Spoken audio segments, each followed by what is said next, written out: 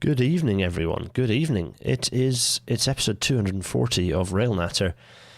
It's a sober one tonight. I'm going to be honest with you. It's a difficult one, a sober one, but it's absolutely a worthwhile episode for us to do, and it's one that's been a bit of a long time coming, given the publication of the Phase 2 report that we'll be referring to. It's what we must learn from the Grenfell Tower disaster. We will be going through, back, was it 2017? We saw the fire that killed 72 people and injured, severely injured dozens more, and displaced hundreds of people from their homes, people who were displaced from their homes for years following. So there's so many recommendations that we need to go through, and I think it's really important for us to go through the story and pick out. Actually, in a rare situation, we're going to go through the executive summary report. So there is a report, this fairly well self-contained executive summary report, that I think we will stick with. And my intention is actually not necessarily to read it out in its entirety, but to work our way kind of fairly carefully through it. So we're not going to dwell on anything else. We're going to go through that executive report. But of course, I need to pre-warn everyone that I'm going to put a content warning that this will contain descriptions and images. Actually, it won't contain. We've already put one image up, but it's a fairly common image. But there will be further images from a residential tower fire. The descriptions, particularly, I don't expect that we're going to. My plan isn't to skip back into the reports in detail. It's to stick with the executive summary and pull out what we need, because actually the recommendations are in there and a lot of good information is in there. But we might jump into the reports depending on if we want to pick out a particular detail, or if you lot in the chat want to pick out a particular detail.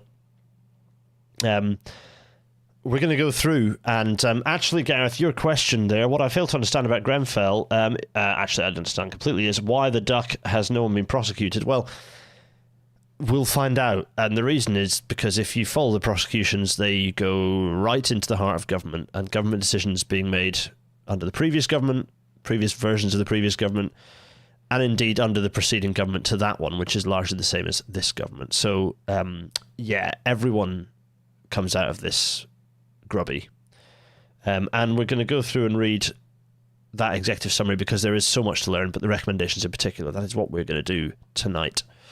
So, without further ado, I'm going to allow us to press on. Everyone, welcome to tonight's Rail Natter.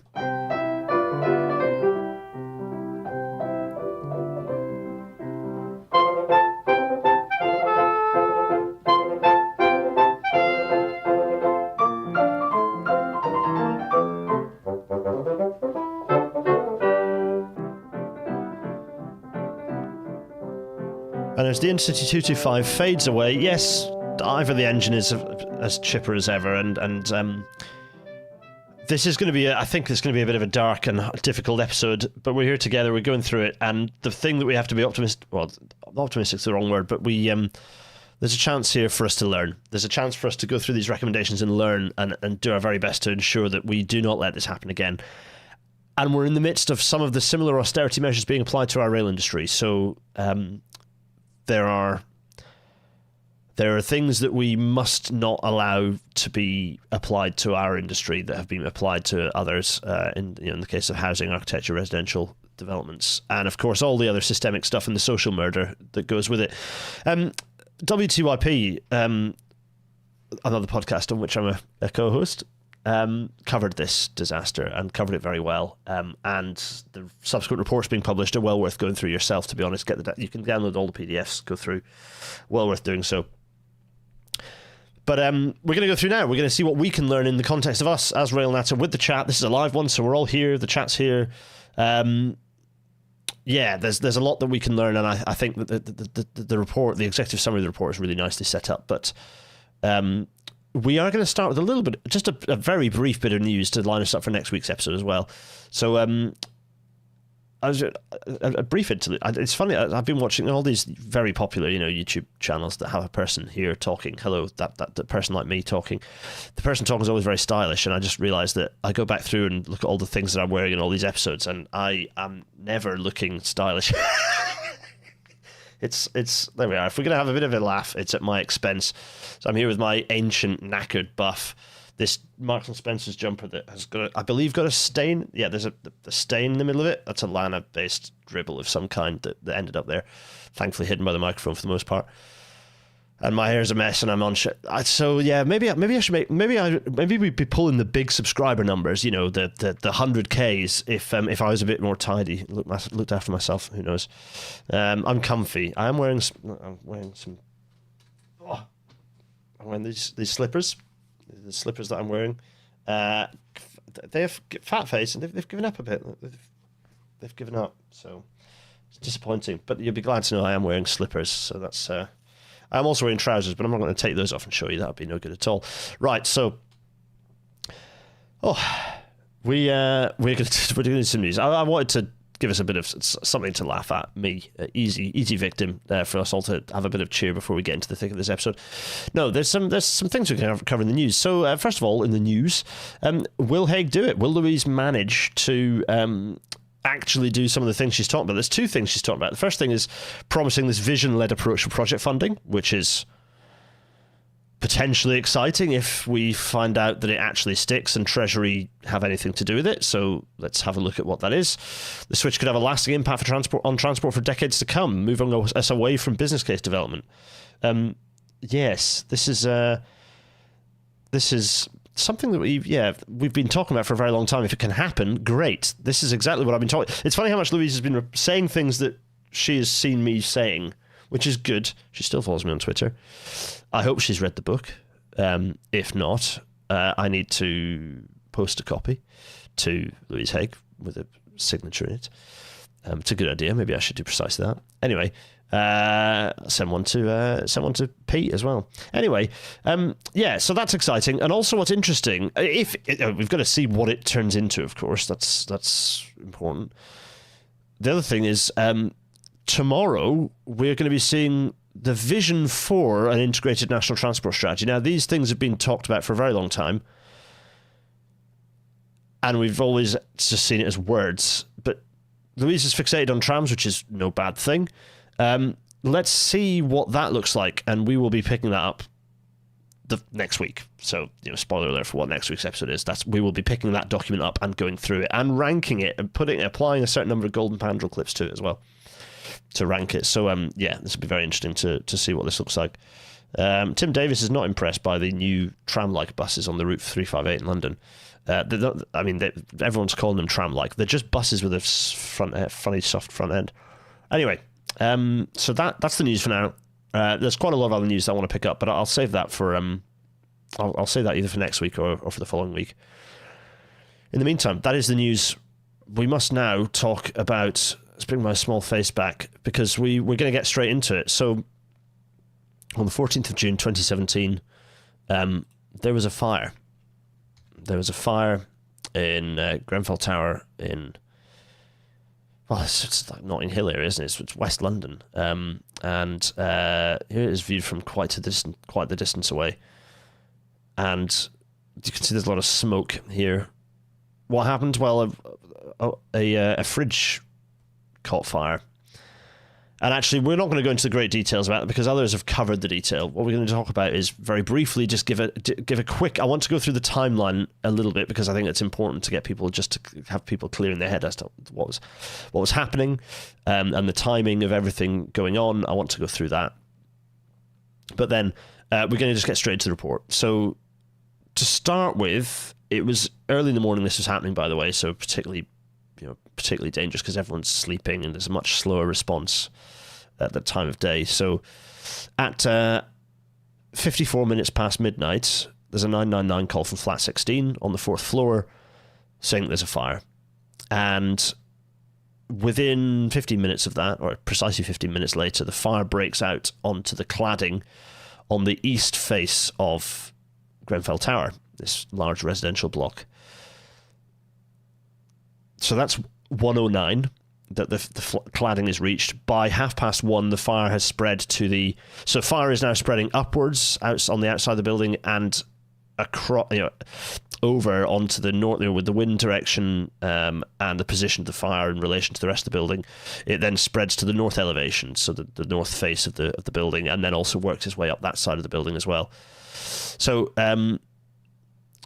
meanwhile, kind of around about the same time, the fire actually, the timing of this is even shorter. So it's at 1:30 that fire spreads to the north elevation. Fire had reached the top of the building by that point as well. So fire had gone straight up the outside of the cladding at 1:25. So what is that?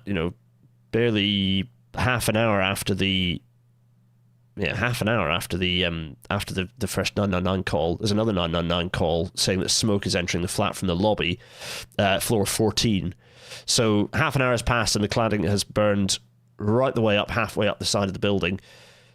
Within minutes of that call, so barely half an hour after the initial conflagration, the fire has reached the crown of the roof and is spreading horizontally, which then drops material back down, burning cladding further down on other parts of the building as well. So the spread of this, it cannot be expressed, the extent to which this spread was extremely quick. 10 floors in half an hour. Extremely, extremely quick. It's frighteningly rapid spread of fire. Fire does spread very quickly, but the speed of this spread on fire on the outside of the building was extremely quick. So from within 2 hours, the fire was covering 50% of, if not more than 50%, 60, 70% of the east and north face of the building covered in fire. The consequence was horrific. As we say, 72 people died, including 2 who died later in hospital. 4 people jumped from the building from height to escape the fire. Families, and of course, it was a particularly ethnically diverse kind of community who were impacted by this and who lived in this building. There are still reasonably well substantiated claims that the death toll is in fact higher because there are undocumented people living in this building. So the misery for them and their families of those who have survived as well. And of course the long-term suffering of all those who were displaced from this building with all their possessions gone, their livelihoods, just their everything they'd collected destroyed. So yeah, this is an absolute, and this became an image for what austerity looks like, and austerity attitudes and politics looks like. These are the consequences are this. This is the consequence. There's no stronger and more vigorous and unpleasant kind of allegory for what the attitudes of austerity and indeed the political consensus that we still live in have on society. This is the result. And the inquiry has pulled no punches, in fact. It's a very strong, vigorous inquiry, and we're going to go through the report of the public inquiry. In fact, we're going to go through the overview report. This is published back in September 24. There's a lot of very good information here, but well worth digging through. So, Tim Ballum, what we have to remember is the court case a manufacturer of this type of insulation took against a manufacturer of mineral-based insulation to stop them telling the trade about risks. Yeah, we're going to get into that, don't worry. So, without further ado, let's get crack on. I've got my mouse up, you'll see. And we're going to go through the report. So, there we go. As we say, this report contains content which some may find distressing. There we are. That's a further kind of clarification. So, it's not a huge number of pages we're going to read through. The recommendations are kind of the things I think we'll spend most time on, actually, but we are going to read through the other information as well. So, this chapter contains an overview of the contents of our report. Our terms of reference were broad, and we have followed many lines of inquiry, sometimes with unexpected results. The report is therefore inevitably lengthy and detailed. It is not possible to summarise the whole of its contents in a few pages, and we have not tried to do so. The purpose of this chapter is to describe in broad terms the contents of the report and the main conclusions we have reached about the events that culminated in the tragedy at Grenfell Tower. We hope that it will assist readers in understanding the scope of the report and directing their attention to the parts of greatest interest to them. However, there is no substitute for reading the report itself. Absolutely. I kind of wanted to read this in full because it's quite a useful clarification for anyone watching or listening. For ease of reference, we've referred to the contents of the report under headings that correspond to those of various parts. So, chapters 3 to 14 of the report refer to what they've described as the path to disaster. So, in that part of the report, they describe the course of events leading up to the fire, beginning with the regulatory regime and its development in relation to the external walls of high-rise buildings. We describe the part played by the government in the form of the then Department for Communications and Local Government in the development of the statutory guidance and the investigation into the fire at Lakanal House in Southwark in 2009. We also describe the parts played by other influential bodies in creating the circumstances in which refurbishment of Grenfell Tower took place. We conclude that the fire at Grenfell Tower was the culmination of decades of failure by central government and other bodies in positions of responsibility in the construction industry to look carefully into the danger of incorporating combustible materials into the external walls of high-rise residential buildings and to act on the information available to them. There we are. So this is kind of going to be the format that there's going to have a broad description of what the chapter covers and then the conclusion. So let's start with government. I am going to find myself reading a lot of this, and if that bothers you, chat, do tell me, and I'll try to do less of it. But the reality is that this is quite neatly and concisely written, so reading it out kind of verbatim is not necessary. In fact, close your eyes for a minute, because if you're photosensitive, because we'll switch through and show you how much of this there is. There's not a huge amount. So we go through this, and there's a fair amount of information here, including on the various sort of matters here and other things, and then the recommendations are in. Yeah, so the recommendations basically go through and give us some detail about what needs to change, which is very interesting in kind of summary here. So yeah, there's quite a bit to go through. 40, 42, 40.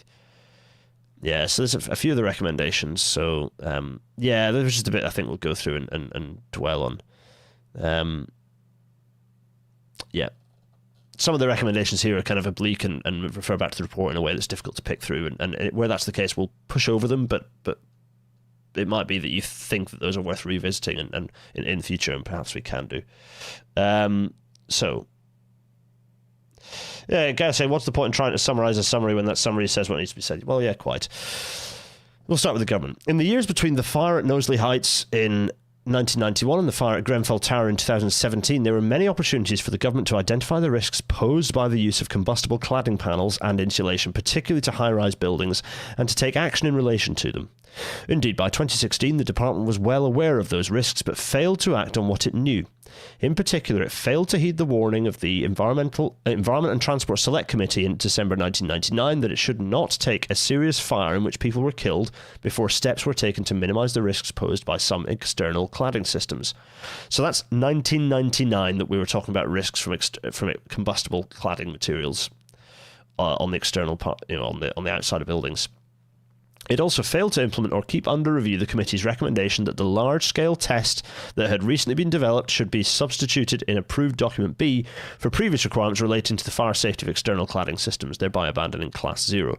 There's going to be a little bit of jargon and nomenclature in here, but this is referring to basically forms of testing of the cladding. The department also failed to pay due regard to the striking results of a large-scale test in 2001 involving aluminium composite panels with unmodified polyethylene cores, which burned violently, or to take any steps either to ascertain the extent to which panels of that kind were in use or to warn the construction industry about the risk they pose. It failed even to publish the results of the test. Why? Well, quite. On many subsequent occasions, the department was made aware that National Class 0 was an inappropriate standard by which to determine the suitability of external wall panels, but allowed it to remain as part of the statutory guidance until after the Grenfell Tower fire. It could and should have been removed years earlier. Now, is this intransigence, or is this because there is a strong lobby pushing government not to change that test? I wonder. Or an overall attitude in government that regulation is bad. Yeah, that too, I wonder. Or a situation where the top of government and all the politicians and government ministers are saying, we want to reduce regulation, we want to have more freedom and entrepreneurialism, and so regulation is a bad thing, and that attitude propagating down through government? Ah, yes, all of the above. Oh, look, Alistair Temple's here. If anyone has any fire safety questions, Mr. Temple in the chat can pick them up. So, Al, we should have had you on in hindsight. I should have dragged you in. This could have been the excuse. Maybe we have a separate follow-up episode, where we can have a look through. Anyway, so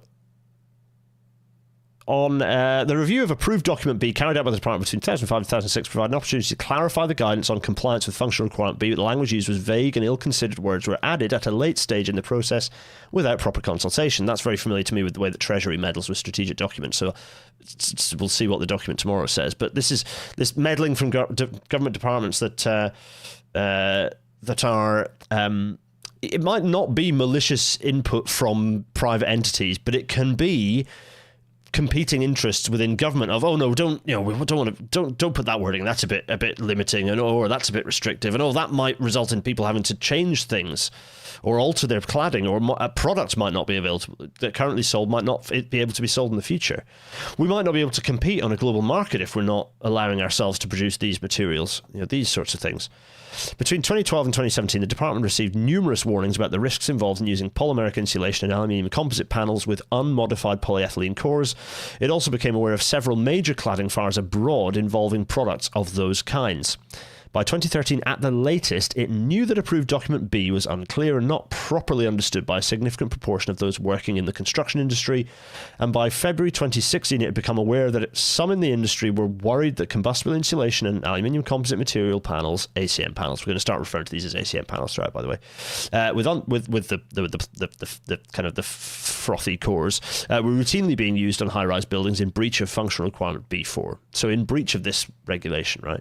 However, despite what it knew and the warnings it received from some quarters, the department failed to amend or clarify the guidance in approved document B on the construction of external walls. The department, this is where we start getting spicy. So,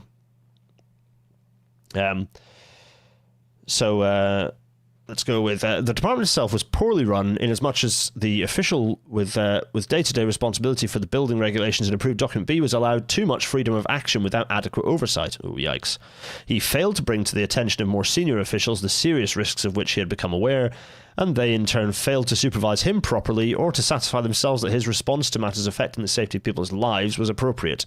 It was a serious failure to allow such an important area of activity to remain in the hands of one relatively junior official. Yikes. So that's that official hopefully not sleeping much for the rest of their lives.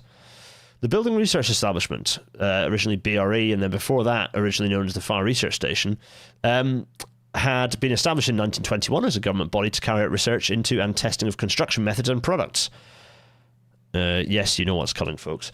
After it was privatised in 1997, the department limited the scope of the advice it was asked to provide on fire safety matters. What? So let's just clarify what that means. In fact, let's get to the end of this paragraph and then clarify. As a result, the department deprived itself of the full benefit of BRE's advice and experience. On occasions, it deliberately curtailed investigations before any proper conclusion had been reached. It's really important that this is not some passive situation. This is a government department actively meddling in research matters to make sure that things that might be a bit scary didn't find their way into the public domain, so that large-scale manufacturers did not have to change what they did. This is one of those do not let malice aid what is adequately explained by stupidity. No, this is a malice situation. The department displayed a complacent and at times defensive attitude to matters affecting fire safety. Following the fire at Lakanal House, the coroner recommended that approved document B be reviewed, but her recommendations were not treated with any sense of urgency, and officials did not explain clearly to the Secretary of State what steps were required to comply with them. Similarly, legitimate concerns about the fire risks of cladding raised by the all-party parliamentary group on fire safety were repeatedly met with a defensive and dismissive attitude by officials and some ministers. Yes, so do generally chuck your questions at Al in terms of the fire safety specifics, because it is Mr. Temple's area of domain. Al and I are university colleagues and chums, very good friends. But by the way, thanks, Al. Al is joining us. I wondered whether you spot that I was going through this, Mr. T. Glad you're here. Anyway, so in the years that this is an unusual rail natter in that we are really vigorously just doing a bit of a reading here, but what I'm kind of going to do is go through each paragraph and pick out, if there's things that we want to talk about and go through them, we will pick out. I'm probably going to spend more time on the government stuff, because that's the stuff that's more broadly and specifically, or not specifically, most broadly applicable to the rail industry. The stuff that's more about the private companies, I'll pick out highlights as much as I can spot them, but I don't think I will read through those in quite as much detail. In the years that followed the Lakanal House fire, the government's deregulatory agenda, It's a very important three-word phrase there. The government's deregulatory agenda, enthusiastically supported by some junior ministers and the Secretary of State, dominated the department's thinking to such an extent that even matters affecting the safety of life were ignored, delayed, or disregarded. Could there be a more damning paragraph? Absolutely frightening. Just absolutely shocking. Junior official can be someone who's been in government for a year or less. So we're talking someone, it could have been someone who's just come in, but equally it could be someone who's hopped over from another department, has limited experience, but is themselves old or older. I don't know the individual in question, actually. It's not particularly relevant. I mean, it is, they should be hounded out of public life, but yeah. During that period, the reality is it's not just them, it's everyone around them in that department. During that period, the government determinedly resisted calls from across the fire sector to regulate fire risk assessors and to amend the fire safety order to make it clear that it applied to the exterior walls of buildings containing more than one set of domestic premises. Although it commissioned a review of the advice in the Local Government Association guide, Fire Safety in Purpose-Built Blocks of Flats, document related to the evacuation of vulnerable people, it failed to consult those who represented their interests. Oh, look, what's that? Vulnerable people having their interests ignored. I've never heard that before. What year was Lacknell? It was... let's see, Lacknell was mentioned a second ago, wasn't it? 2009. Southwark in 2009. So, let's talk about BRE, the Building Research Establishment. BRE held a trusted position within the construction industry, and was recognised both nationally and internationally as a leader in fire safety. However, from 1991, much of the work it carried out in relation to testing the fire safety of external walls was marred by unprofessional conduct, inadequate practices, a lack of effective oversight, poor reporting, and a lack of scientific rigour. Ouch! Well, there we go. Crikey. That's quite something. Yeah, I told you this is a report with teeth. It's got teeth in the sense that it says what it needs to say, but of course there will be no consequence. For example, no one's talked about renationalising the BRE, which should have been the first thing that came out of this report. No, the BRE needs to be renationalised then. Instant thing that should have happened. But anyway, although BRE recognised from as early as 1991, following the fire at Knowsley Heights, that small-scale testing of the kind that provided the basis for National Class Zero. National Class Zero, by the way, is this inadequate test. Al can talk about it a bit in the chat, I'm sure. But this test is a small scale, basically totally unrepresentative sample test. It doesn't replicate the conditions that you would see in real life. It's basically like testing. Al, you can correct me on this, but it's basically like just testing like little bits of the material and going, oh no, look, it doesn't burn. See, great. Without thinking about the fact that fire is a system that involves airflow and the way that air is channeled through the way the material has actually been, the product, not just the materials, but the product. How that product is manufactured, how it's layered, how it's attached to the structure, and so on and so forth. So that National Class Zero test did not enable a proper assessment to be made of the way in which an external wall system would react to fire. It did not draw that to the government's attention, formally or informally. It did know that it was a problem, but it didn't tell government about it. Similarly, following its large-scale test of a system incorporating ACM panels with the plastic cores in 2001, BRE failed to draw the department's attention in clear terms to the way in which the material had behaved and the dangers it presented. BRE's reports into the major fires at Knowsley Heights, Garnet Court, and the Edge. Of course, the Edge. That's such a representation of how things were named in those eras. Like the Heights one is very 80s-y. Court is a very 90s-y name for things, and the Edge is such a naff 2000s name for a project. Good grief. Were far from comprehensive, and in each case failed to identify or assess important contributory factors. So these were bad reports. The reports of fires it provided to the department were characterised by superficiality and a lack of analysis, with the result that they gave the department the false impression that the regulations and guidance were working effectively. Bloody hell. Ooh, okay. There were weaknesses in the way BRE carried out tests in accordance with the British standards and in its record keeping, which exposed it to the risk of manipulation by unscrupulous product manufacturers. Here we go. Enter the product manufacturers. Oh boy. Al providing some interesting details about the official being probably in their 40s at the time. But wowza. Anyway.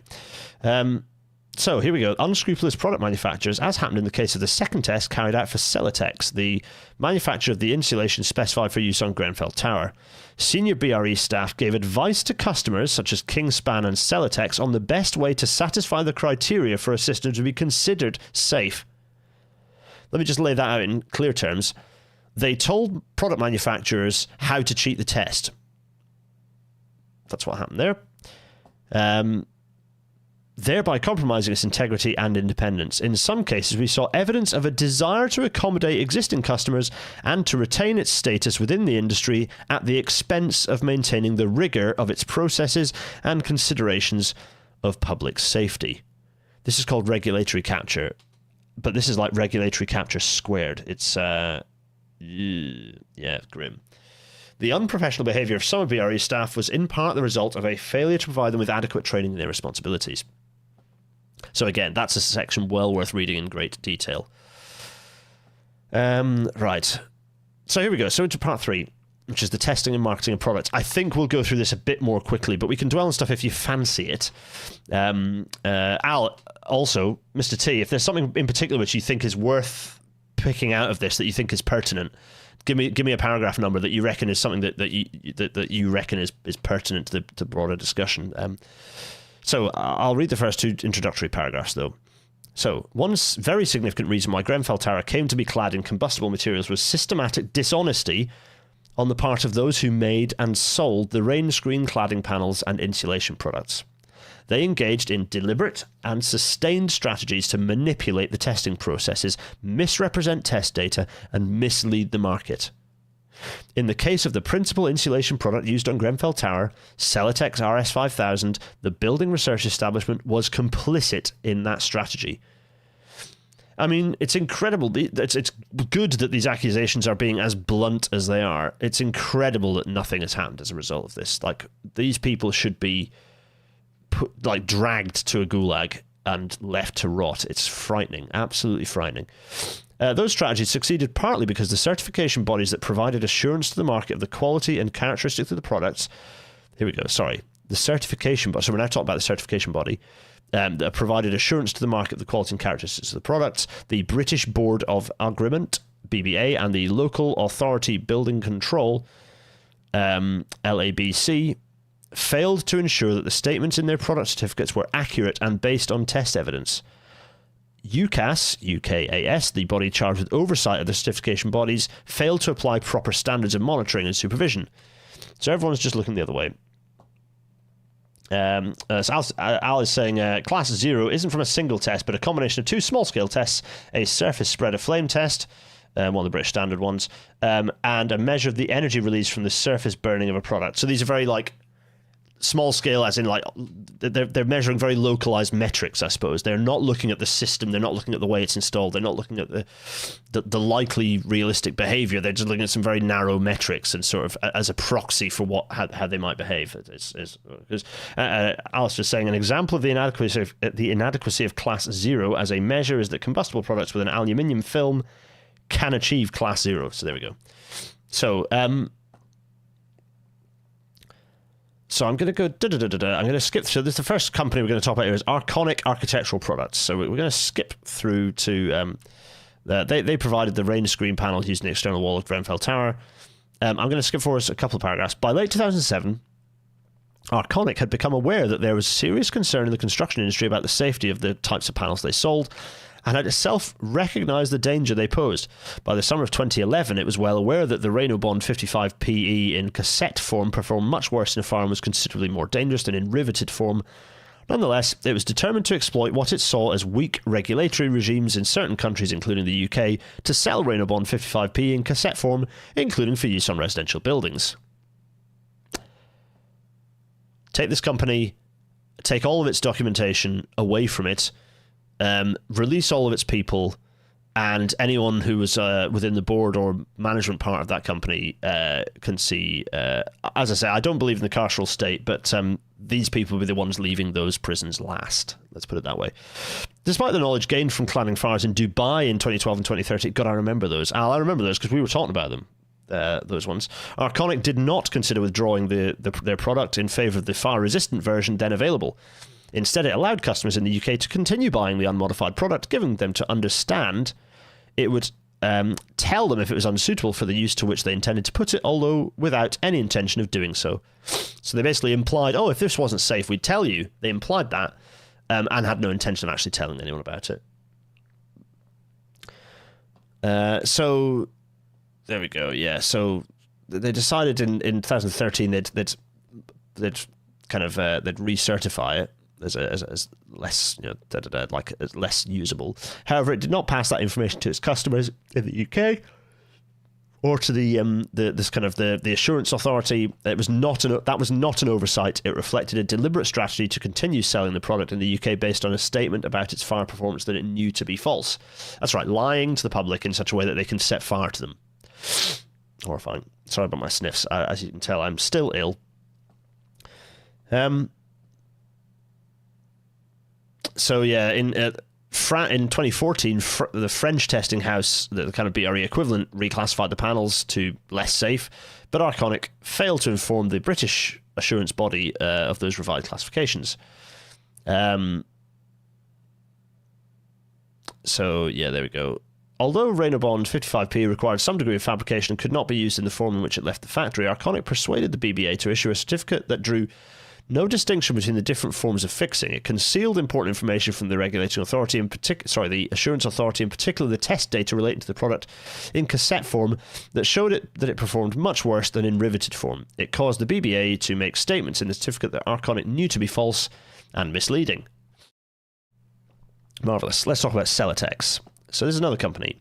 Celotex manufactured RS5000, a combustible polyisocyanurate foam insulation. Oh, lovely. In an attempt to break into the market for insulation suitable for use on high-rise buildings, created and then dominated by Kingspan's K15, we'll get there, folks. Celotex embarked on a dishonest scheme to mislead its customers and the wider market. Terrific.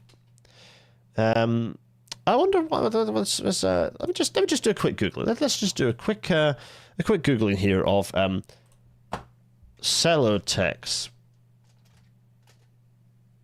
Oh, no, they still exist. Still there. They still exist. Yep. They shouldn't. They should be gone. Kingspan. Oh, yeah, no, they're still here. Yeah, okay. Arconic. Is it Arconic? I've forgotten. Yeah, they're still here. Yeah, they're still here. Yeah. I mean, to be fair, they're American. The other two are British. They could die. Good to know. Good to know. That's let's go back to the report. So okay, good, useful information. So by the way, useful for the audio only form. Alistair is describing the difference between the cassette and riveted forms of these products. So the cassette version is essentially layered and glued together, epoxied together or glued together. The aluminium surface peels away and exposes the combustible core, but the riveted version holds together much better and so reduces the ease of fire spread across it. There we go. Thanks Al. Right. So with the complicity of BRE, of course, in May 2014, Celotex tested in accordance with the British standards a system incorporating their product that contained two sets of fire-resistant magnesium oxide boards placed in critical positions to ensure that it passed. It then obtained from BRE a test report that omitted any reference to the magnesium oxide boards, thereby rendering it materially incomplete and misleading. So let's just read. They shoved the modern version of asbestos in there to stop the fire behaving as it would otherwise, and then didn't tell anyone. It's like say, oh yeah, we put some fireproof material in there for the test. Like, yeah, well, that fireproof material is part of the product when you sell it, right? Oh no, just for the test, yeah. Celotex then marketed RS5000 as the first PIR board to successfully test to British Standard 8414 and as acceptable for use in buildings above 80 metres in height. However, the test on which Celotex relied in support of that claim had been manipulated, as we've described above, a fact that Celotex did not disclose in its marketing literature. Moreover, as BS 8414 is a system test and does not involve the testing or classification of individual products, and Celotex deliberately tucked that information away in the small print of its marketing literature. Ooh. Yeah, Kingspan are absolutely huge, not going anywhere anytime soon, regardless of what happens. Yeah, but yeah, be nice if they did. Maybe if you threatened the guillotine with the CEO, that might change their mind. RS5000 had previously been marketed as FR5000. From 2011, it had been sold as having Class 0 fire performance throughout, a claim which was false and misleading. Celotex presented RS5000 to Harley as suitable and safe for use on Grenfell Tower, although it knew that this was not the case. Harley is, I presume, the contractor who put it up. I actually haven't got that fresh in my head. Anyway, right, here's Kingspan then. So what was Kingspan? Surely a big organisation like Kingspan aren't going to be, insanely evil. From 2005 until after this inquiry had begun, Kingspan knowingly created a false market in insulation for use on buildings over 18 metres in height by claiming that K15, their product, had been part of a system successfully tested under BS 8414 and could therefore be used in the external wall of any buildings over 80 metres in height, regardless of its design or other components. That was a false claim, as it well knew, because that British Standard test is a method for testing complete wall systems and its results apply only to the particular system tested. As Kingspan knew, K15 could not honestly be sold as suitable for use in the external walls of buildings over 80 metres in height generally, but that is what it had succeeded in doing for many years. In marketing K15, Kingspan relied on the test of relied on the results of a single test performed in 2005 on a system whose components were not representative of a typical external wall, and it continued to rely on that test without disclosing that it had changed the composition of the product in 2006. Tests in 2007-2008 on systems incorporating the then current form of K15 were disastrous, but Kingspan did not withdraw the product from the market despite its own concerns about its fire performance. Whoa. Kingspan concealed from the Assurance Authority the fact that the product it was selling, to which the certificate issued in 2008 referred, differed from the product that had been incorporated into the system tested in 2005. Moreover, the certificate contained 3 important statements about the fire performance of K15 that were untrue. It used a form of words suggested by Kingspan and drawn from its own marketing literature, so they copy-pasted into the certificate. Terrific. Oh boy. Yeah, this is it. Alice Temple is pointing out the last few paragraphs highlight the need for anyone in any form of engineering which relies on testing to demonstrate performance, that you need to read the actual test reports. Yep. 100% agree. Always read the actual test report. This goes for if there's something dubious that's being introduced as via product approval onto the railway, and this is one of the reasons why it's a good idea to have that process. By the way, take great care to read the supporting tests, not just the stuff that's in the product approval certificate. So there's another one down here which is fun. Actually, this one's like Siderise here, who are getting away from things fairly cleanly. So yeah, this is pretty shocking. This gets worse. I'm going to read through all this because it's just absolutely awful. It's appalling. In 2009, Kingspan succeeded in obtaining from another one of the certification bodies a certificate that contained false statements about K15 and supported its use generally on buildings over 80 metres in height. Kingspan relied on that certificate for many years to sell the product. It made a calculated decision to use the LABC certificate to mask or distract from the absence of supporting test evidence. When the BBA certificate was reissued in 2013, Kingspan persuaded the BBA to include a statement that K15 complied with paragraph 12.7 of approved document B, which wrongly implied that it was a product of limited combustibility. So this is it. This is the assurance body being basically strong-armed into lying, which is remarkable, really. When it did return to carrying out tests on systems incorporating K15, Kingspan did not use the product currently on the market, but used modified or trial versions. It dishonestly relied on the results of those tests to support the sale of K15 for use on tall buildings, and continued to do so until October 2020. Kingspan's claim that K15 met the requirements for Class 0 was based on a test of the foil facer alone and was disingenuous. Kingspan cynically exploited the industry's lack of detailed knowledge about that test and about testing, and relied on the fact that an unsuspecting market was very likely to rely on its own claims about the product, not least because the certificate directed the buyer to consult the manufacturer in relation to its use on tall buildings. Wow. Okay, there we go. Good grief. Yeah. Siderise. This is an interesting one here. So, although there's no evidence of any dishonesty on Siderise's part, some aspects of its marketing materials gave cause for concern. It also supplied cavity barriers for use in voids larger than those for which they've been tested. Classic. So what about this? The British Board of Agreement, the BBA. This is a commercial organisation that certifies the compliance of products with the requirements of legislation. It issued certificates of compliance in respect of one of the insulation products used on Grenfell Tower, Kingspan K15, and the Rainabond 55PE panels used as the rain screen.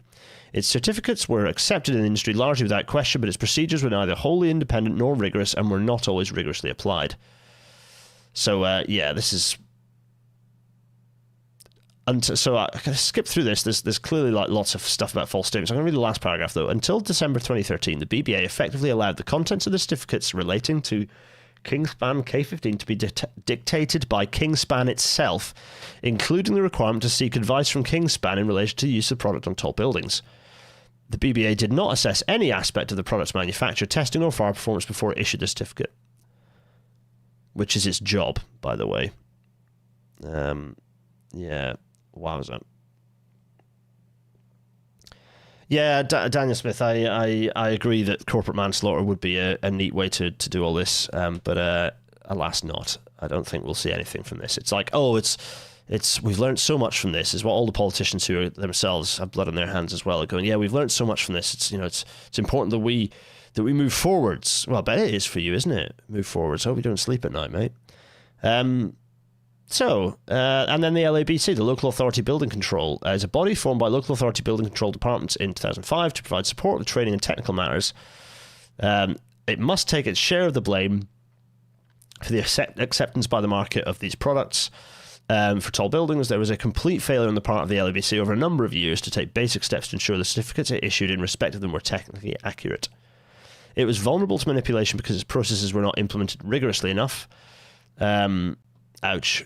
And over a period of some years, its certificates relating to the Kingspan and Celotex products contain misleading statements about their performance and about the suitability of both products for use in tall buildings. It failed to scrutinise properly the claims made for the products by the manufacturers and instead adopted uncritically the language they suggested. In short, it was willing to accommodate the customer at the expense of those who relied on the certificates. As a result, the LABC was also the victim of dishonest behaviour on the part of unscrupulous manufacturers. The NHBC, the National House Building Council, employed a large number of approved inspectors through whom it provided building control services to a large part of the housing construction industry. It also wielded considerable influence on the industry through its membership of the Building Control Alliance, a body established in 2008 to promote the role of building control bodies. However, it failed to ensure that its building control function remained essentially regulatory and free of commercial pressures. Oh, look at this. Capitalism destroys everything. It was unwilling to upset its own customers and the wider construction industry by revealing the scale of the use of combustible insulation in the external walls of high-rise buildings, contrary to the statutory guidance. We have concluded that the conflict between the regulatory function of building control and the pressures of commercial interests prevents a system of that kind from effectively serving the public interest. Nationalise. Very straightforward. These things should not be commercial interests. They should be, and don't think that nationalising them would fix that, but at least it would get rid of the commercial interests. It would not fix these organisations perfectly, but it would get rid of that commercial interest. BB played an important part in enabling Celotex and Kingspan to market their products for use in the external walls of tall buildings. It sacrificed rigorous application of principle to its commercial interests. From 2004, it had engaged in discussions with Kingspan about the steps it might take to ensure that a system incorporating K15 met the performance requirements, gave advice on that product's performance during a test, including how the results of the test might be interpreted. It accepted the inclusion of magnesium oxide boards in the system incorporated in that test system. Just shocking. The United Kingdom Accreditation Service. It did not always follow its own policies, and its assessment processes were lacking in rigour and comprehensiveness. Its powers to take action were surprisingly limited, with no powers of enforcement. The most it could do in response to unsatisfactory conduct was to suspend or withdraw accreditation. So we've talked about government, we've talked about the products, we've talked about the regulatory framework. Something that is perhaps less relevant, but it's worth picking up a bit of, is relating to the management of people. And it's a thing as an industry we often forget, is when people complain, the people who are using the service, in this case, living in the house, living in their properties, trying to have lives, get on with their lives in pretty grim conditions, those people have been forgotten and as a result have, in many cases, in 72 cases, lost their lives. Al is saying, building control in the UK with the conflict between local councils and third-party approved inspectors who are fighting for the same clients is a mess. Yeah, nationalise the lot so that disappears. There's no need for any of this stuff to be in private hands. Like our economy it's only superficially good for our economy to have disintegrated everything like the way we have. These things should be centralised to local authorities, who in turn should have more devolved power and more funding more ability to create their own funding to also pay for this stuff, as well as central government funding. The relationship between the tenant management organisation and its residents. This is part 4, by the way, now. Talking about the tenant management organisation. So this is very much about So I'm going to read this paragraph here, actually. We have concluded from all the evidence that from 2011 to 2017, relations between the TMO and many of the residents of Grenfell Tower were increasingly characterised by distrust, dislike, personal antagonism and anger.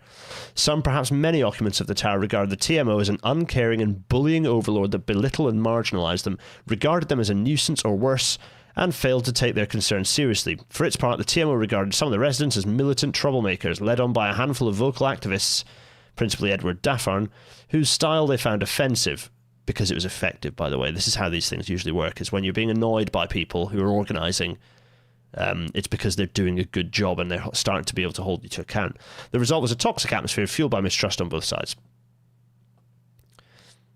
In the end, however, responsibility for the maintenance of the relationship between the TMO and the Grenfell community fell not on the members of that community, who had a right to be treated with respect, but on the TMO as a public body exercising control over the building which contained their homes. The TMO lost sight of the fact that the residents were people who depended on it for a safe and decent home and the privacy and dignity that a home should provide. That dependence created an unequal relationship and a corresponding need for the TMO to ensure that whatever the difficulties, the residents were treated with understanding and respect. We have concluded that the TMO failed to recognise that need and therefore failed to take the steps necessary to ensure that it was met.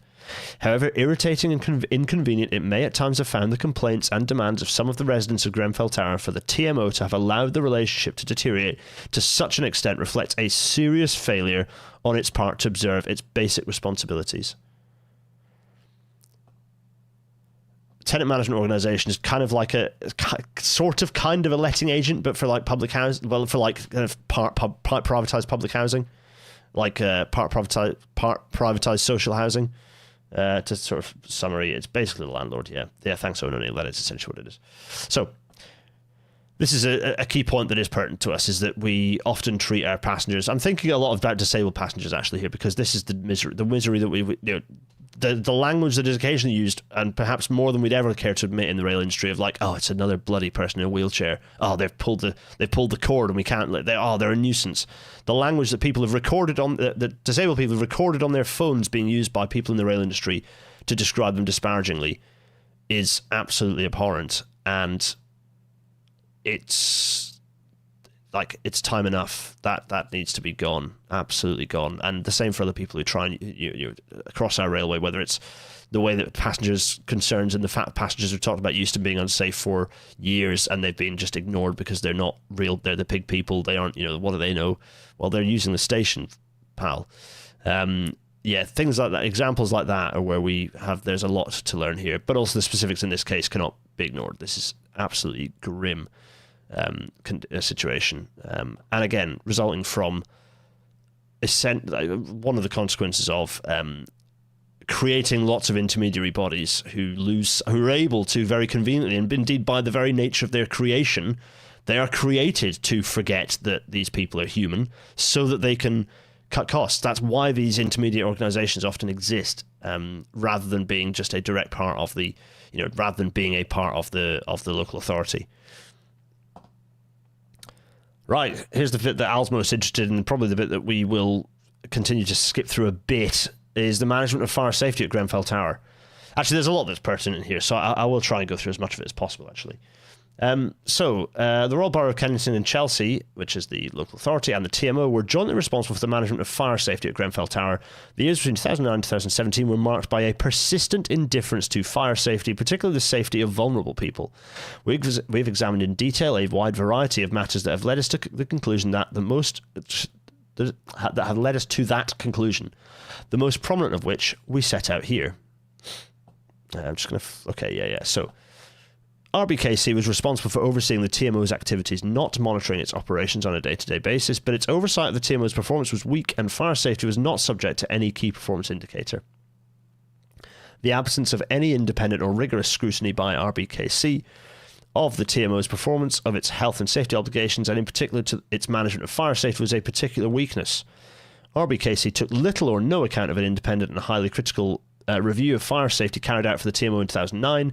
It did not even know about a further independent and highly critical report produced in 2013 because the TMO had failed to disclose it to RBKC. Oof, grim. Okay, so we're getting kind of painting a picture here.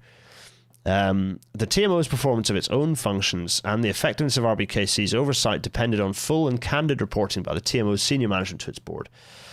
Okay, so this is about the relationship between chief executives and the chronic and systemic failings in the TMO's management of fire safety, of which the board should have been made aware.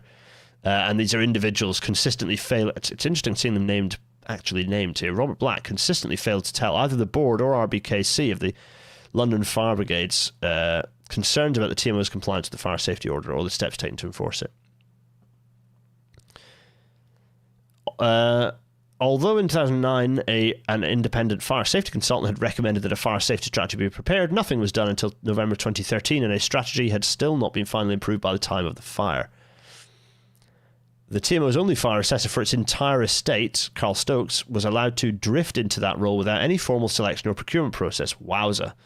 He had misrepresented his experience and qualifications, some of which he had invented, and was ill-qualified to carry out fire risk assessments on buildings of the size and complexity of Grenfell Tower, let alone to hold the entire TMO portfolio. As a result, there was a danger that fire risk assessments would not meet the required standard. Wowza. Oof. Okay.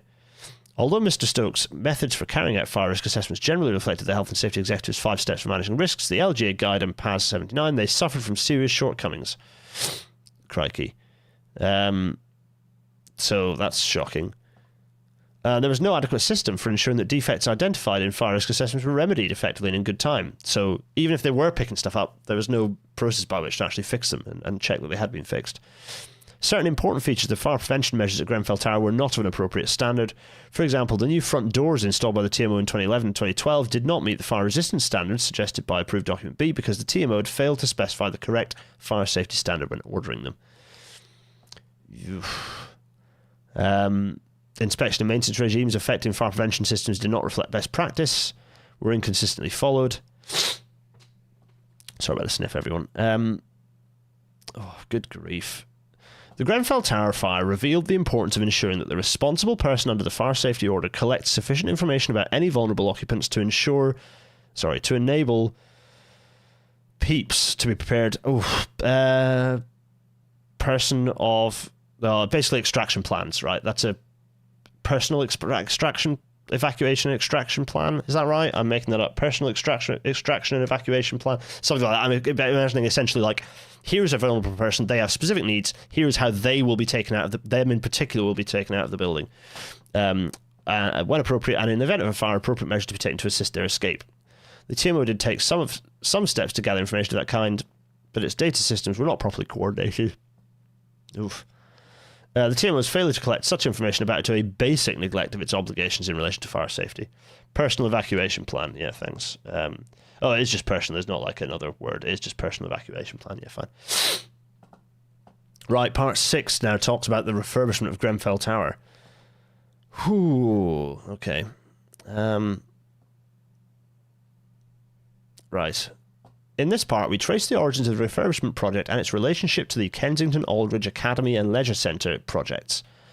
We describe the persons and organisations principally involved in the project and the legislative background against which the refurbishment was carried out.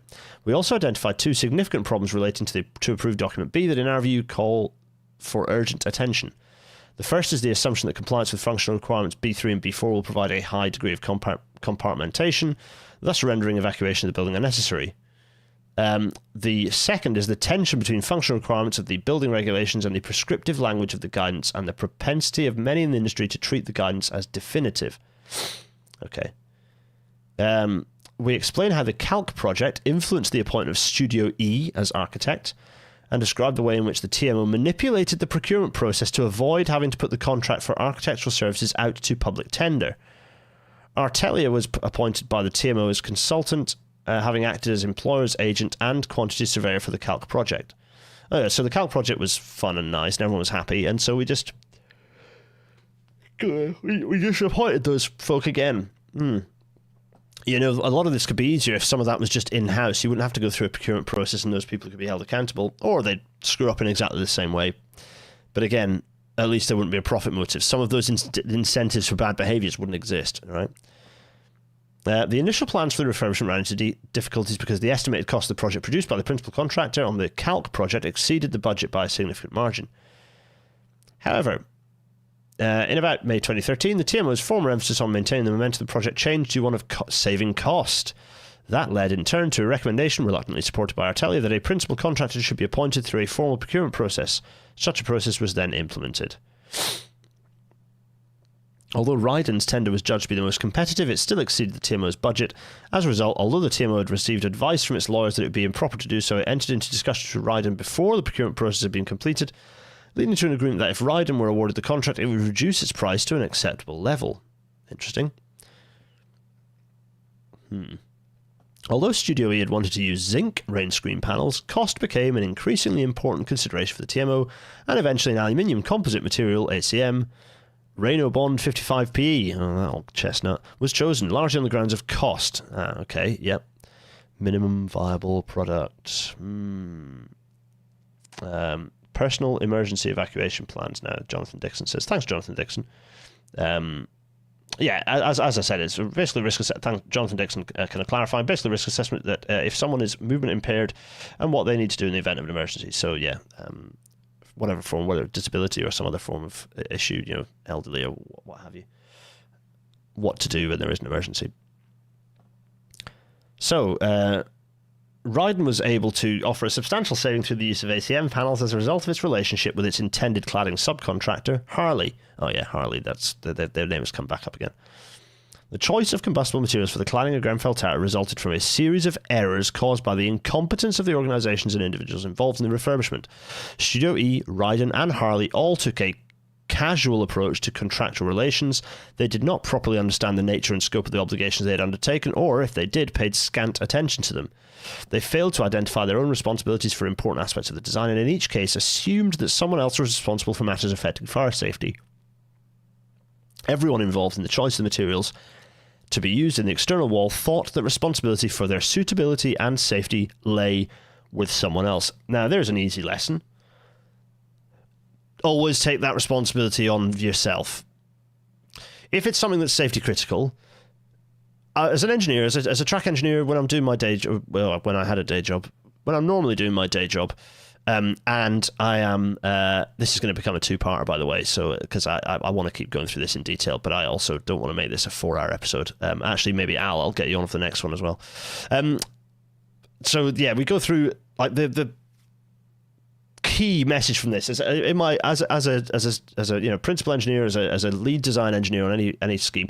If there is something within my grasp that is safety relevant, of which there's lots when you're an engineer on the railways, a design engineer on the railways, I will not accept a like casual, oh yeah, that's fine. Even when it's from like a bridge person or a earthworks person, they go, oh yeah, no, that's fine. I'll go, okay, yeah, I will want to dig into that detail if it has implications on the stability of my track.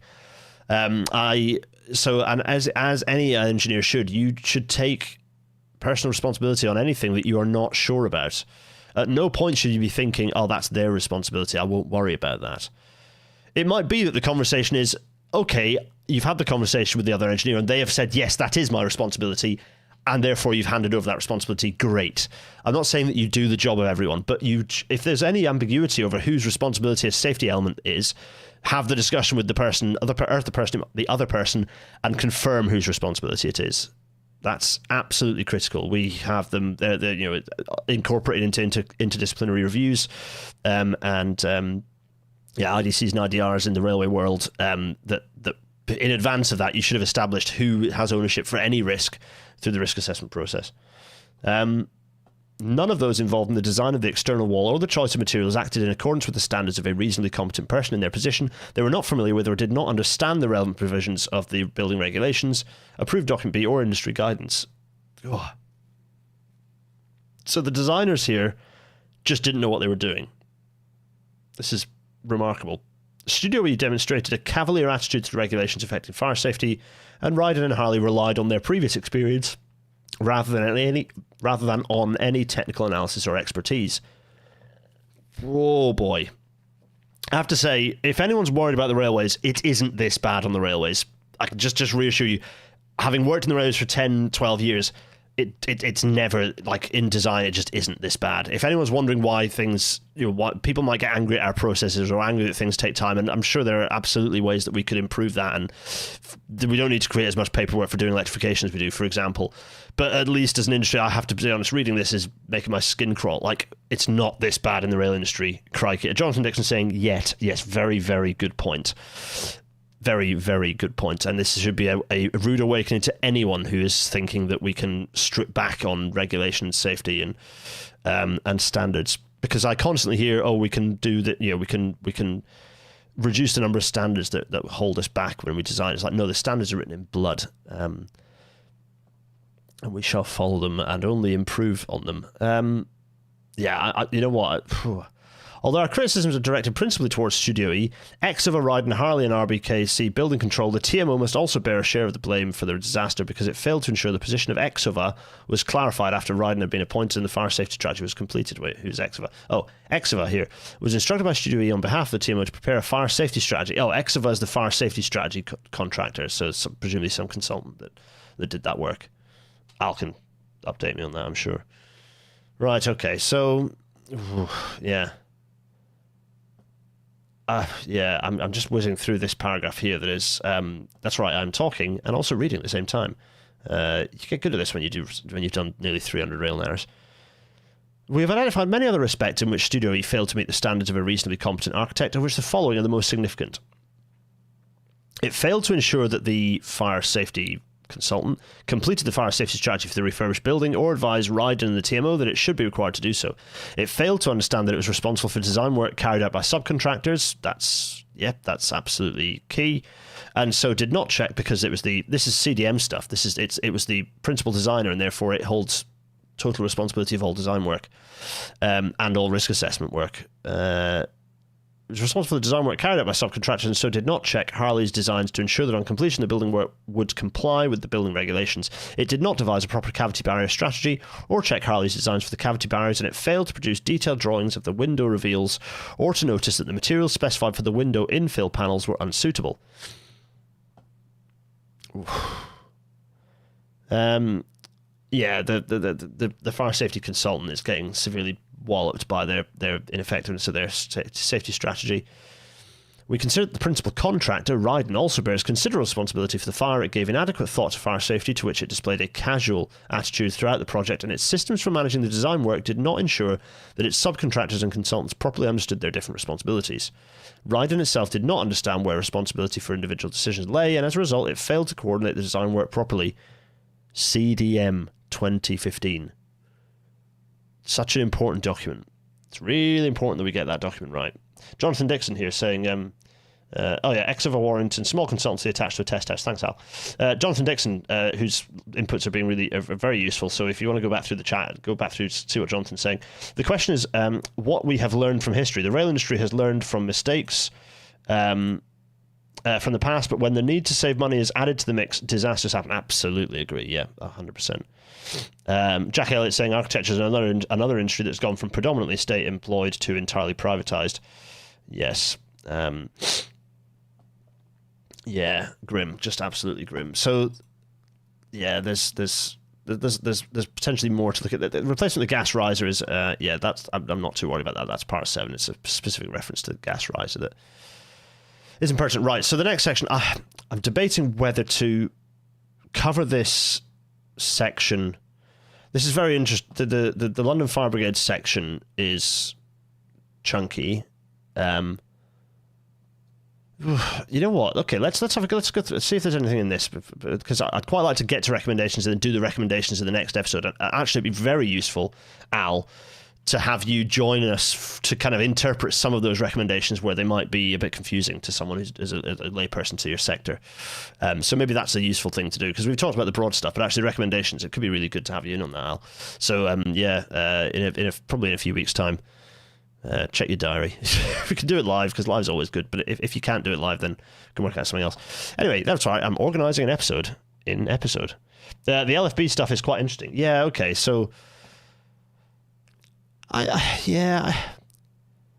you know what it is? Because in the railways, when it comes to, this is a thing from Carmen, is that the failure of some of the operational side of things was a massive contributor to the incident. So, you know what, I do want to go through this in detail. And indeed I will right now.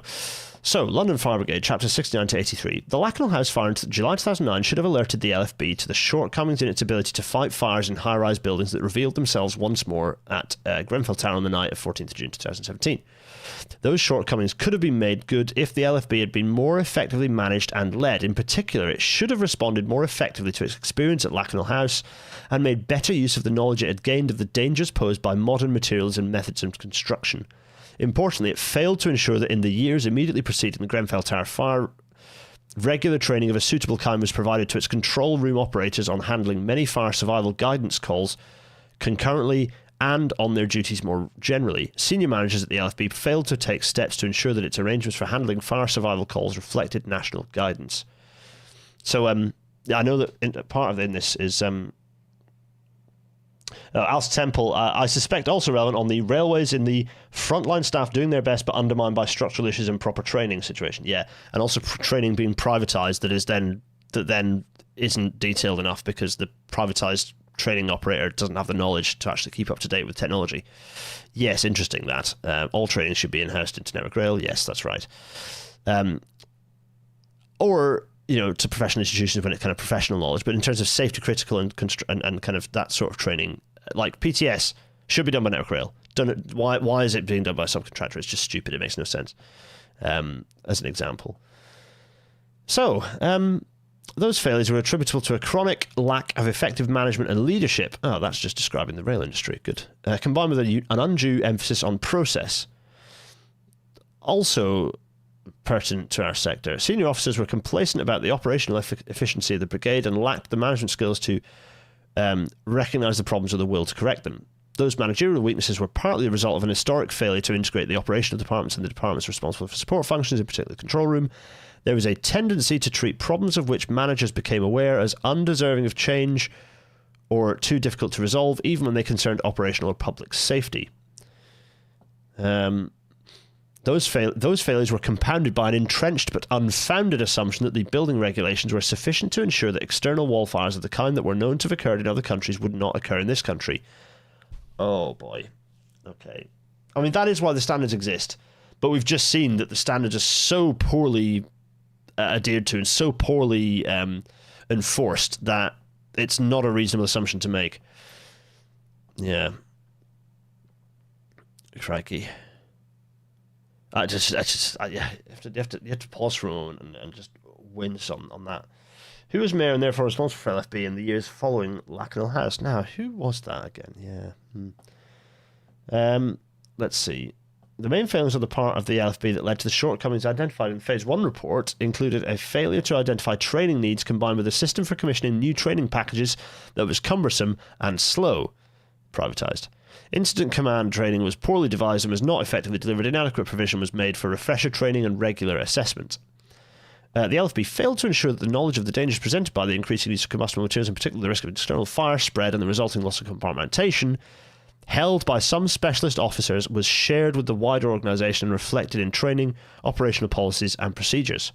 Firefighters were not given proper training or guidance on how to carry out inspections of complex buildings, and there were no effective arrangements for sharing information about risks posed by particular buildings. Internal recommendations for improving the inspection of high-rise residential buildings were not implemented. The policy on high-rise firefighting did not reflect national guidance, and senior management failed to recognise that producing contingency plans for a full evacuation and training firefighters to implement them was an essential aspect of fighting fires in high-rise buildings. Oof. Worth reading through this whole thing, basically. One significant shortcoming was a failure to recognise the possibility that in the event of a fire in a high-rise building, a large number of calls seeking help, both from within and outside the building, might be generated. The LFB failed to take any steps to enable it to respond effectively to that kind of demand. As a result, when faced with a large number of calls about people needing to be rescued from Grenfell Tower, both those in the control room and those responsible for handling that information at the fireground, so at site, were forced to resort to various improvised methods of varying reliability to handle the large amount of information they received. Yeah, triaging information and indeed triaging need of individuals is critical, and it seems that they just did not have any formal or less formal process to actually deal with that. Crikey. The senior officers responsible for the control room understood the need to give priority to training staff in handling fire survival guidance calls, but in the years between 2010 and 2017, no structured or regular refresher training in handling fire survival guidance calls was designed or delivered to control room staff. Such training, as was provided, did not reflect national guidance in some respects, nor did it respond to the experience of those control room officers who had been on duty at the time of the Lakenhill House fire. The failures in the effective functioning of the control room were due in large measure to weak management over the preceding years, combined with sporadic and ineffectual oversight by senior officers. Oof. Oh, and then the last grim thing to read. The communication equipment in use at the time of the Grenfell Tower fire proved to function inadequately in a high-rise building constructed largely of reinforced concrete. Ugh.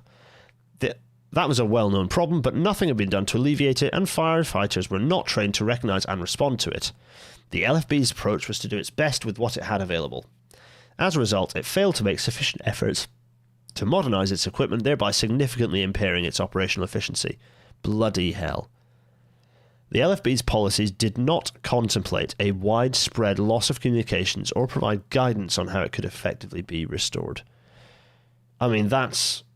For the firefighters to be flying blind is horrifying. That's absolutely appalling. Yeah, so part 9 is dedicated to the people who died, the deceased. And essentially, like, the kind of detailed description of events in phase 1 placed it in good position to make comprehensive findings about the circumstances in which the deceased met their deaths.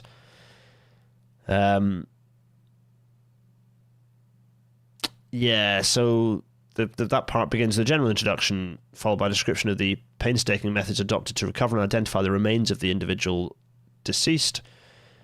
So it refers to the work of the forensic archaeologists, forensic anthropologists, and forensic pathologists, as well as other experts and police disaster victim identification officers. Yeah, crikey. We devote a separate chapter to this part to each floor on which people died. Yeah. After a general description of the circumstances affecting that floor, our findings deal in turn with each of those who died on or fell from that floor. In the case of those who died on the stairs, we've described the circumstances relating to the floor on which their flat was located. In each case, we give a brief description of the deceased before describing the immediate circumstances in which they died.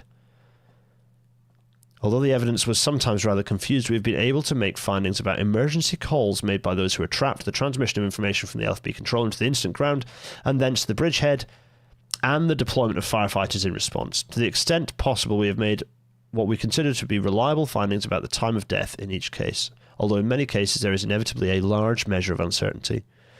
In the light of the expert evidence, we are able to make findings about the cause of death, including findings that all those whose bodies were destroyed by the fire were dead or unconscious when the fire reached them. Small comfort for those who've lost loved ones. So then the next section, part 10, is about response and recovery. Now, let's see how much this is. So yeah, and then the matters outstanding. So I think it'd be a good warm-up into the... Let's see. I think I'm going to pause at part 10, actually. I am going to split this in two because I don't want to rush. I don't want to find myself rushing at any point. I'm going to split this into two. So we're going to start from page 26 and we'll go through... Yeah, so from 26 onwards, we're about halfway through, so I think it'll be one other part, and I will, of course, bring Al along for this one, and we'll work out when that's going to be. I know that's been a lot of me just reading stuff out of a report, more than normal, in fact, but hopefully in going through that and picking out that detail, it's been pertinent to pick out. There's been a lot of useful information that we have picked out. It's well worth picking up and having this as a reference document, and I think it's really important that that the tower still sat as a monument. Unfortunately, they've covered it in cladding and it has the green heart on it, but it still sat as a monument to our failures as a society and the failures of our elected officials to over decades, really, to avoid this from happening. This was inevitable, and that's frightening. That's really frightening. Everyone who deals with anything to do with fire safety in large buildings should be extremely familiar with the report into the King's Cross fire, just as us in S&T are super familiar with Clapham. Yeah, absolutely, Daniel Smith. Yeah, I mean, King's Cross station fire, a very, very painful bit of reading. Succession of failures, and it made huge changes to the way that the railways operate, in fact, not just underground railways. So I think we're going to revisit, in fact, I know we'll revisit this in a part 2, because I don't want it to be a 4-hour episode, and I actually think it'd be really valuable to have Al along to kind of go through some of those recommendations. So there are, we might have a lot of thoughts, in fact, on this. Perhaps we'll do a roundup at the end of the second episode. I've certainly found going through that executive summary painful and very interesting, and they're things that I think are there are things within that are acutely relevant to the rail industry and to transport more broadly, and I'm sure that the recommendations will only expand on that front. James Weatherly says, I would recommend Show Me the Bodies by Peter Apps, which goes into more detail. Yes, strongly recommend that. And that's a phrase that rings in my ears, actually, in relation to this. It's 8:20 a.m. in Australia, and usually these start at around 5. I was thinking something might be about to go. That's it. Alice Temple hasn't read the actual book, but everything else Peter has published on it has been great, so would echo that, James Weatherly. Yeah, absolutely. Would an episode on King's Cross be of interest? Yeah, of course it would. Yeah. So, everyone, it only remains really for me to say thank you for listening. To those listening in audio-only format, this one probably is okay in audio-only format because it is me talking very fast. For anyone wondering about the audiobook, well, I'll tell you, I'll say that in a minute. Yeah, all good podcasting platforms, come join. The usual plugs: GarethDennis.co.uk/merch for the merchandise, PayPal.me/GarethDennis for loose change and abuse, GarethDennis.co.uk/Discord for the chat to continue and for the potentially discussion about this and this subject. Certainly, lots for us to kind of think about and talk about. More chat to continue in the Discord server, and Patreon.com/GarethDennis to support more of Rail Natter, and also me having no salary at the moment. It's a situation which I hope to be fixed reasonably soon. There have been movements. The book, yes, do keep sending. It's out. It's for sale. Hooray! It is out there. And you can go and buy this book whenever you like. Lots of you already have. I think it's sold. It's sold the best part of 3,000 copies so far, which is epic. I know what I'm aiming for, which is I'm aiming for a target of 10,000 within a year, and if I do that, then it will be an extremely good selling book. It will be knocking all sorts of things off shelves at that point. That's my target, and why not aim high? So that means you have to tell everyone about it. But also, there is an audiobook, and I promise you, and those of you've just listened to this, it isn't read like I've read the report in this episode. You'll be glad to hear. And for those who are Patreon folk, yes, there is a treat coming for you in relation to the audiobook. So hold on with that. So, what else? Oh, yeah. Other plugs. My other show, that's right, I can say that now, briefly. My other show, Well, There's Your Problem, is continuing to do episodes, and they've been just a lot of fun. We've done some I've enjoyed all the episodes of horror and misery that we've been doing. They're great fun because the podcast is brilliant. And we've just recorded one that I've led on again, which was also a lot of fun, which I'm looking forward to you all enjoying, because all of you should watch it, because it was tremendous fun and pertinent to all of our interests. Gareth's going to take the book to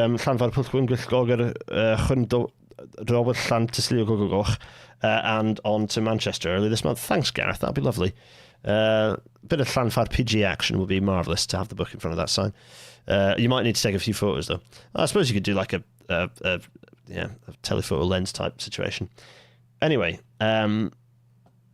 so well, there's your problem, and of course the Grenfell episode is there for those to listen to if you want a kind of a run through of the what happened. Although we have much clearer hindsight now with the kind of the publications of the later versions of the report. Next week we will be looking at Louise Haig's integrated national transport strategy and scoring it out of